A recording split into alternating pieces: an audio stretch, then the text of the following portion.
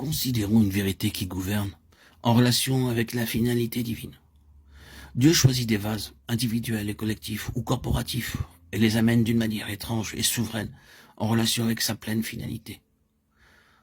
Pour faire alors en eux quelque chose qui signifie bien plus et qui va bien au-delà de ce qu'ils sont en eux-mêmes. Il choisit souverainement des vases, individuels ou corporatifs. La Bible est pleine de cela. Il se met alors à travailler avec ces vases, à faire quelque chose de manière extraordinaire, de façon beaucoup plus pleine, pour que par le moyen de ce qu'il fait dans de tels vases élus, il puisse en atteindre bien autre, au-delà de ce qu'ils sont en eux-mêmes. C'est une vérité qui gouverne.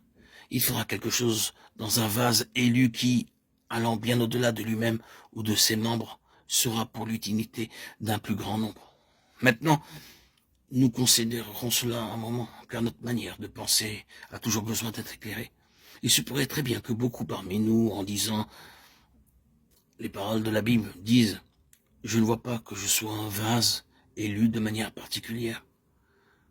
Vous pensez à ces hommes auxquels la Bible fait allusion, ceux qui sont des pionniers de cette voie céleste, tels que Abraham, Moïse, Isaac, Jacob, et ainsi de suite. Tous ces patriarches, tous ces hommes. Et vous dites, je ne suis pas un Moïse ou un Abraham, je ne vois pas comment je peux faire partie de cette catégorie de personnes. Bien, il peut se faire qu'il y ait parmi vous des individus qui soient choisis par Dieu pour quelque chose de cette nature, au-delà du rang ordinaire.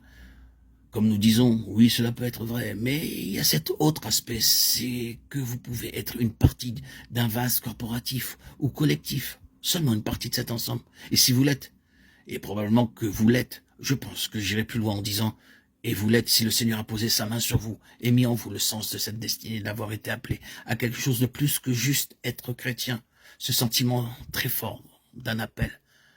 Si donc cela est en vous, vous pouvez donc considérer que vous êtes en rapport avec un grand dessein. Si cela est vrai, vous ne devez pas seulement vous regarder vous-même comme un simple individu avec vos propres expériences spirituelles, comme si vous étiez une personne seule, ou comme si vous étiez quelque chose de très spécial. Permettez-moi d'aborder l'autre aspect. Vous pouvez être impliqué dans ce que Dieu fait avec un vase collectif, sans pour autant, concernant votre propre vie, en saisir la signification et dire « Pourquoi est-ce que je passe par cela ?» La réponse est que vous êtes une partie d'un plus grand ensemble.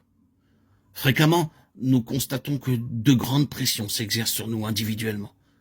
Mais quand nous commençons à confronter certains récits, nous découvrons que d'autres croyants liés spirituellement à nous ont eu les mêmes expériences. C'est la grande loi du corps. Et si un membre souffre, tous les membres souffrent avec lui. 1 Corinthiens 12, 26. Qu'en est-il de tout cela pour nous ?